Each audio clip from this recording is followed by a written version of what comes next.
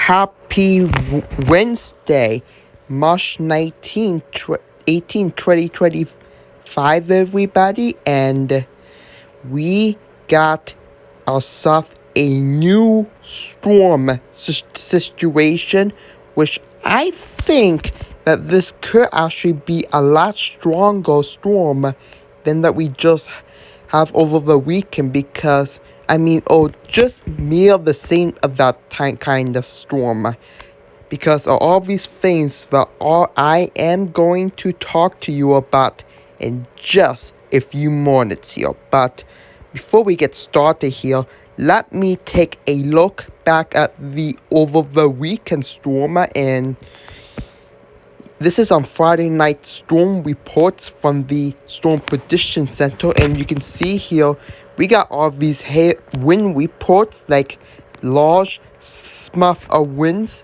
Unfortunately, this was not a derecho, but this was actually a winds that impacted like millions of people in the central Midwest into the east central Midwest over here. So you can see from Missouri all the way up to western parts of Ohio here. And I think by the storm that just got hit the most is the hail and the tornadoes in the St. Louis area. You can see it just hit right in front of downtown St. Louis. I think this is one of the most destructive storms there is in this cycle. But the real thing that I did saw is that there is a EF4, maybe even a EF5 tornado, the highest of the weekend, right in this area in Arkansas Friday night. So this was a worst tornado outbreak yet in their history, and I saw a lot of damage on the news, and so sad to see all this damage on the news. And that's not it. As we look at the Saturday reports here, you can see that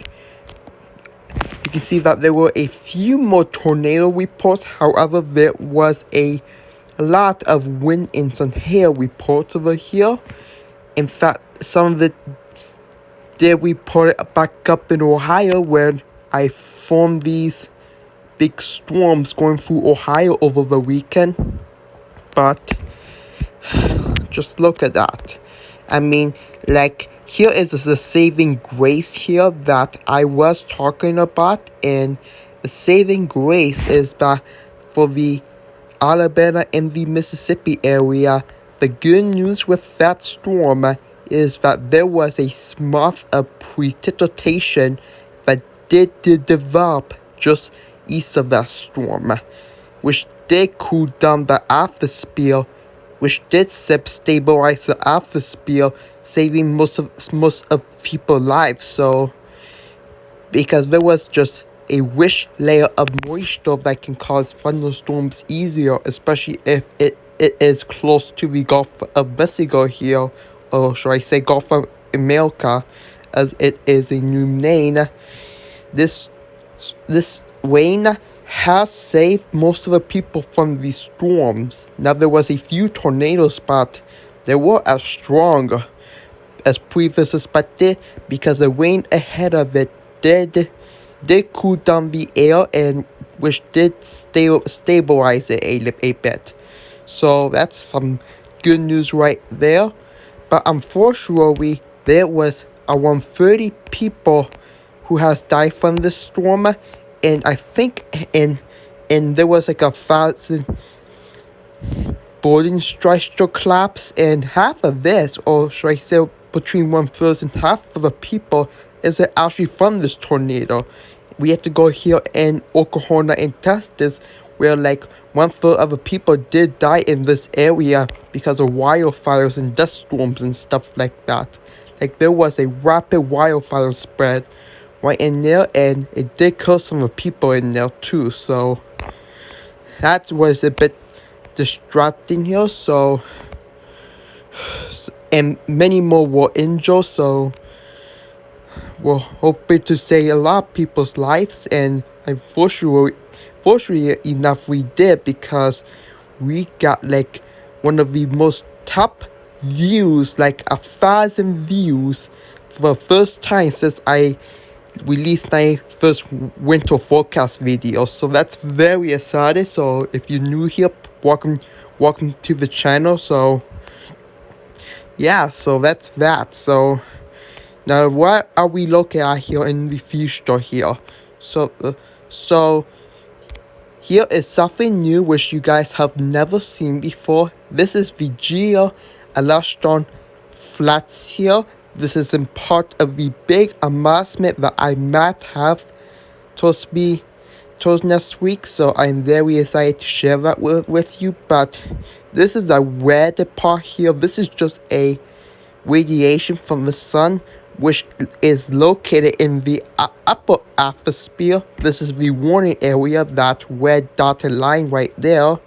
And you can see we have been climbing over the past few days here. So we have been climbing over the past few days. So every time we're climbing, there was just a lot more radiation was burning up over here.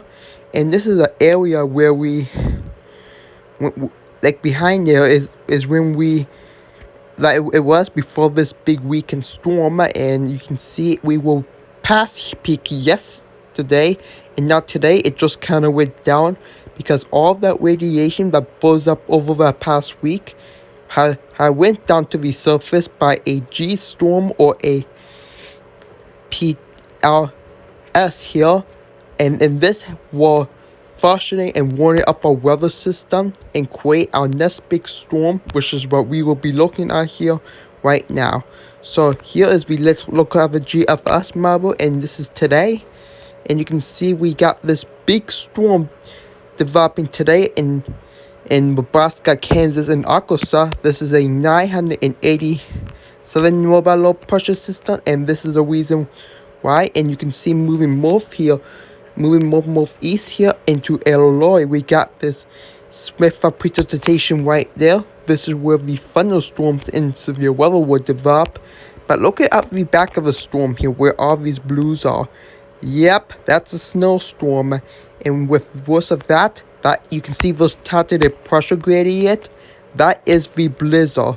Especially in this flame, you can see the blizzard going through this area right now into today. So this is not good. So this is why there were blizzard warnings and stuff, with potentially 12 inches of snow possible across the mobile extension of that blizzard. So, and don't forget, we may get some convective showers over there or around this area of the rain snow line, which may cause thunder snow. So keep a lookout as that.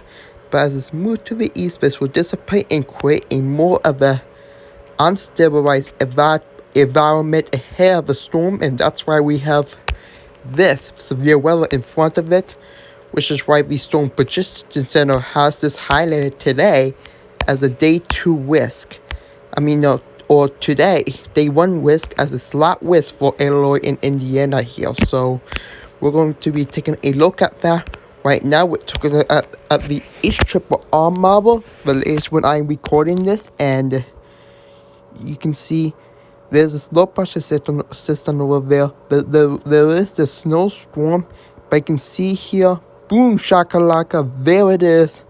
Severe weather will start to develop today around between 3 and 5 p.m. The severe weather will start to develop in Illinois. This will rapidly spread more east here across Indiana, and will potentially be spread up here. But as you can tell from this beginning of the storm, you can see this literally broken light segment that can be indicated as a tornado risk for this area for tonight. So this is for tonight here, so you might have to watch out for this.